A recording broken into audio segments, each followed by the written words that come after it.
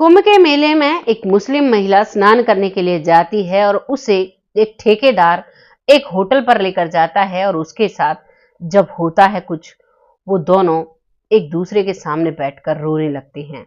एक दूसरे के सामने पश्चाताप करने लगते हैं। आखिर ऐसा क्यों हुआ था, क्या इस कहानी में है, इन सबको जानने के लिए आपको मेरे साथ वीडियो में अंत तक बने रहना होगा। एक मुस्लिम महिला, जो लोग गंगा जी में स्नान नहीं करते, वो गंगा जी में स्नान करने जाती है और उसके साथ ऐसा क्या घटित होता है कि वो फूट फूट कर रोने लगती है। साथ ही साथ उसके साथ वो व्यक्ति भी फूट फूट कर रोने लगता है, जिस व्यक्ति ने उसके साथ टाइम बिताया था, जिस व्यक्ति ने उसकी मदद की थी।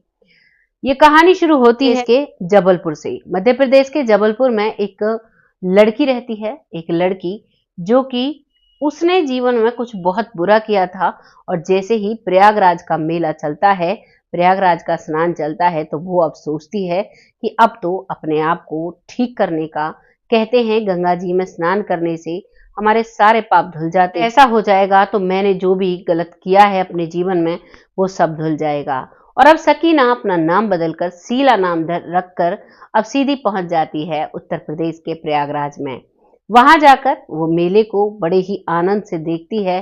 चारों तरफ सारी सुविधाओं को, सारी चीजों को बहुत अच्छे से उनका लुत्फ उठाती है। और अब वो प्रयागराज के स्नान घाट पर पहुंच जाती है। वहां पर वो स्नान करती है, लेकिन जब वो स्नान करती है, वो घर से अकेली गई थी और स्नान करने के लिए जब वो जाती है, तो जो उसका सामान था उसे किनारे पर रखकर जाती है। और फिर जब वो स्नान कर कर वापस आती है, तो उसका कुछ भी सामान नहीं मिलता है। दरअसल उसका फोन, उसका पर्स, उसके पैसे और उसके दूसरे कपड़े, वो सभी वहां से गायब हो चुके थे। तभी वो देखकर सोचती है कि ये देखो, यहाँ कुंभ में हम स्नान करने, अपने पाप धोने आए और यहाँ तो मुझसे बड़ा भी कोई पापी है, मेरे ही कपड़े चुरा कर ले गया। मन ही मन ये सोचती है, अब गीले कपड़ों से जाए सो जाए कहाँ।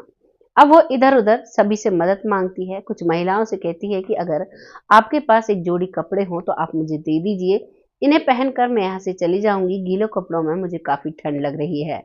ये बात सुनकर कुछ महिलाएं कहती हैं कि हमारे पास नहीं है, लेकिन कुछ महिलाएं कहती हैं ये देखो, मांगने खाने का एक दूसरा तरीका इन लोगों ने निकाला है। अब देखो, ये लोग कपड़े भी मांगने लगे हैं। वो महिला इनकी बात सुनकर चुप हो जाती है, क्योंकि उसका वक्त खराब था और वो किसी से कुछ नहीं कह पाती है। वो काफी लोगों के सामने हाथ फैलाती है, लेकिन कोई भी उसे कपड़े नहीं देता है। और अब वो बहुत परेशान हो चुकी थी। तभी एक व्यक्ति, जिसका नाम होता है राजन, ये लड़की जो थी, जिसने सकीना से शीला नाम बदल कर रखा हुआ था, मुस्लिम लड़की। और अब इधर जो राजन था वो एक ठेकेदार था और उसका काम था, जो प्रयागराज में ये फिलहाल स्नान चला हुआ है, यहाँ पर वो भंडारा लगाया करता, फ्री में लोगों को सब्जी पूरी का भोग दिया करता। वो भगवान के नाम पर यहाँ पर उसने प्रण लिया था कि 1 महीने तक वो यहाँ पर भंडारे करेगा। अब वो राजन उस लड़की को देखकर बहुत परेशान हो जाता है, क्योंकि उसके गीले कपड़े थे और लड़की इतनी सुंदर थी कि वो देखकर ही बहुत उस पर मन भावुन हो जाता है उसका। वो उसे पसंद करने लगता है और अब वो उसके पास जाता है और कहता है, क्या हुआ, आप ऐसे क्यों परेशान हो। तभी शीला बताती है कि मेरे कपड़े यहाँ पर चोरी हो गए हैं। मैं तो यहाँ पर स्नान के लिए आई थी, लेकिन अब मेरे पास कपड़े तक नहीं है, मैं कैसे घर वापस जा पाऊंगी। तभी राजन कहता है कि आप चिंता मत करिए, मैं आपके लिए कपड़े लेकर आता हूँ।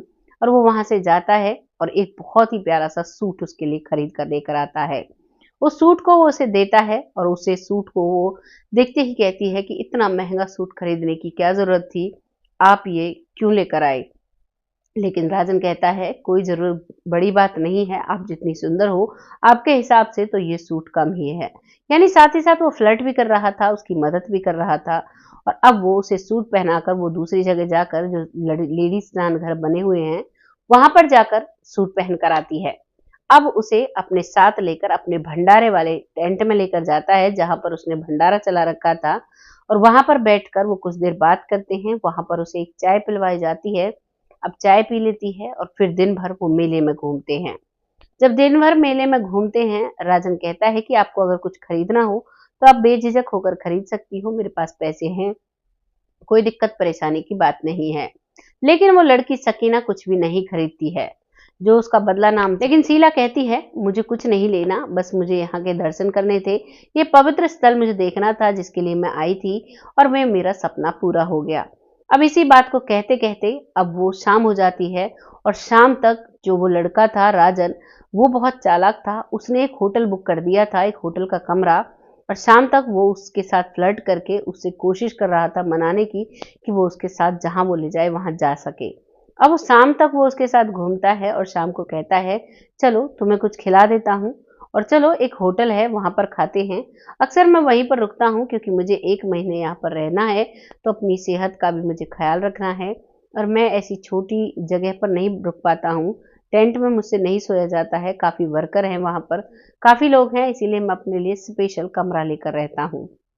इस बात को सुनकर जो शीला है वो कहती है, ठीक है चलो कोई दिक्कत नहीं है, और अब उस होटल के कमरे में पहुंच जाते हैं वे।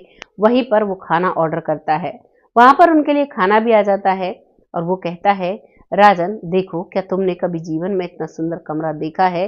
तो जो सकीना है वो मन ही मन हंसने लगती है, मुस्कुराती है हल्की सी और कहती है, नहीं मैंने ऐसा कमरा कभी नहीं देखा।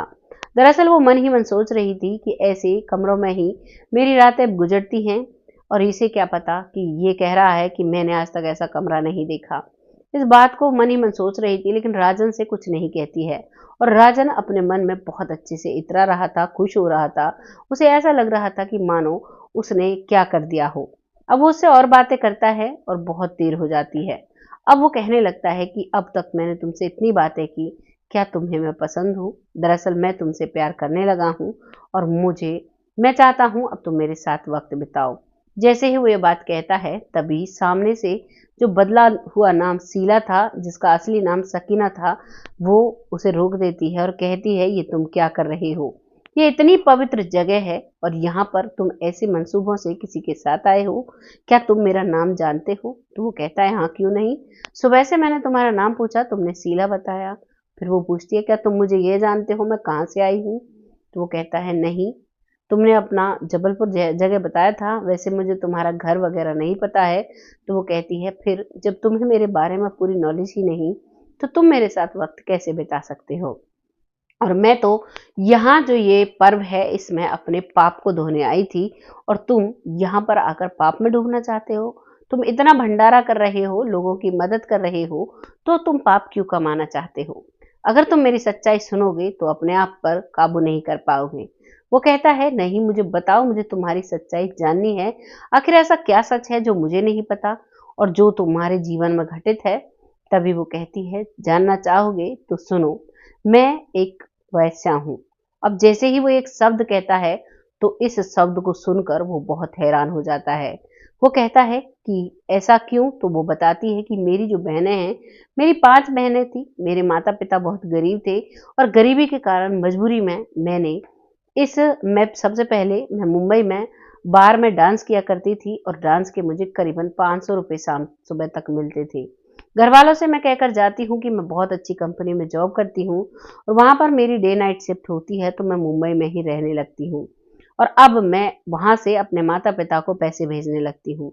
लेकिन डांस करके सिर्फ इतने पैसे कम पाते थे जिनसे मेरा पेट भर सके और थोड़े बहुत खर्चे के लिए मैं घर वालों को दे पाऊँ।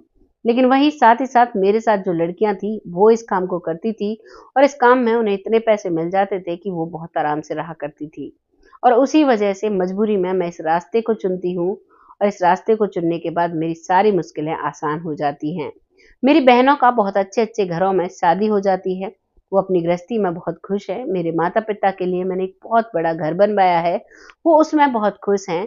और अब मैं चाहती हूँ मैं ये सब कुछ बंद कर दूं और एक अपनी शांति भरी लाइफ बिताऊं। उसी के लिए मैंने सुना था गंगा मैया सबके पाप धो देती है और इसी वजह से मैं यहाँ पर अपने पाप धोने के लिए आई थी। लेकिन तुम तो मेरे साथ मिलकर और भी पाप में डूबना चाहते हो। तुम इतना पुण्य का काम कर रहे हो और तुम ऐसा क्यों करना चाहते हो? जैसे ही एक महिला के मुंह से वो ये बातें सुनता है तो अब उसकी आंखों से आंसू टपकने लगते हैं। जो राजन ठेकेदार है वो कहता है कि वाह रे किस्मत, तुमने तो ये सारा कुछ मजबूरी में किया, लेकिन मैं कितना बड़ा बेवकूफ निकला जो मैंने ठेकेदारी की, जिसमें मैंने लोगों का पैसा खाया। अपने ऐशो आराम के लिए मैंने लोगों का पैसा खाया, लोगों के साथ बेईमानी की और आज बहुत ऐशो आराम से मैं जी रहा हूँ। मैंने आज भी एहसास नहीं किया मैंने कितने लोगों के साथ गलत किया। आज अगर तुम मुझे नहीं मिली होती तो शायद मैं ये एहसास कभी नहीं कर पाता। उन पापों को धोने के लिए ही मैंने यहाँ पर भंडारा लगाया हुआ है और अब मन ही मन प्रण लिया था कि मैं 1 महीने तक यहाँ पर भंडारा करूंगा। लेकिन मैं तो आज भी पाप करने जा रहा था। शुक्र है भगवान का जो तुमने मुझे रोक लिया। तभी उन दोनों का एक दूसरे से पूरा परिचय होता है। अब जो शीला है यानी सकीना, बदला हुआ नाम शीला है, वो जाने लगती है। तभी राजन उसे रोकता है और कहता है कि ये तुम कहाँ जा रही हो? क्या तुम मुझसे प्यार नहीं करती? हम पूरे दिन साथ रहे।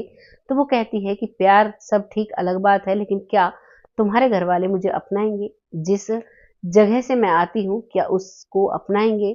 इस बात पर राजन कहता है कि मैं शादी करूंगा तो तुम जैसी लड़की से करूंगा, नहीं तो मैं शादी नहीं करूंगा। ना मैंने अभी तक शादी की है और वाकई में असल में मैं तुमसे प्यार करता हूँ। अगर तुम मुझे शादी की इजाजत दो तो मैं तुमसे शादी करना चाहता हूँ। ये बातें हो ही रही थी। इधर जो राजन है, जिस जहां उसने भंडारा लगा रखा था, वहां से फोन आता है कि साहब सुबह हो चुकी है, अब तक भी प्रसाद बन चुका है, आप प्रसाद बांटने के लिए नहीं आए। तभी वो कहता है कि कोई बात नहीं, बन गया है, तुम इसे बांट दो और कोई परेशानी नहीं है। फोन करता है। इधर जो राजन का जो कार्यकर्ता था वो कहता है कि ये देखो साहब यहाँ पर पुण्य कमाने के लिए आए थे और देखो एक लड़की के साथ गुलछर्रे उड़ा रहे हैं। यहाँ पर राजन की बहुत बदनामी होती है उन्हीं के वर्कर्स के द्वारा। लेकिन राजन को जीवन का एक नया सबक मिल चुका था और अब वो अपने जीवन को नए सिरे से शुरुआत करने जा रहा था। वहां पर बैठकर वो बातें करते हैं, पूरी रात बातों में निकल जाती है और जब सुबह होती है तो सुबह वो गंगा जी में स्नान करते हैं और दोनों प्रण लेते हैं कि हम अपने अपने गलत काम छोड़ देंगे और हम दोनों एक साथ बहुत अच्छे से रहेंगे। ये थी कुंभ मेला की पावन जो जगह है, वहां पर मन भी जाकर पावन हो जाता है। लोगों में बहुत सद्भावना आती है। जैसा कि ये जोड़ा बन जाता है, एक लड़का जो कि हिंदू परिवार से होता है और लड़की जो कि मुस्लिम परिवार से होती है। दोनों शादी कर कर खुशी खुशी रहने लगते हैं। धीरे धीरे वक्त निकलता है। ये सन 2013 की बात है, जब सन 2013 में कुंभ का मेला लगा हुआ था तो उसी दौरान ये घटना घटी थी। आज भी वो लोग बहुत अच्छे से जी रहे हैं, उनके 2 बच्चे हैं, बहुत खुशी खुशी वो लोग जी रहे हैं। ये कहानी कैसी लगी आपको कमेंट बॉक्स में जरूर लिखिएगा, लोगों के साथ शेयर करिएगा। अगर जरा भी आपको हमारा काम पसंद आया है तो अपना एक प्यारा सा कमेंट जरूर लिखिएगा, जिससे कि हमें मोटिवेशन मिल सके, आगे ऐसी ही वीडियो आपके सामने ला सकें। बहुत जल्द फिर से ऐसी ही कहानी के साथ आती हूँ। तब तक खुश रहें, आबाद रहें। जय हिंद, जय भारत।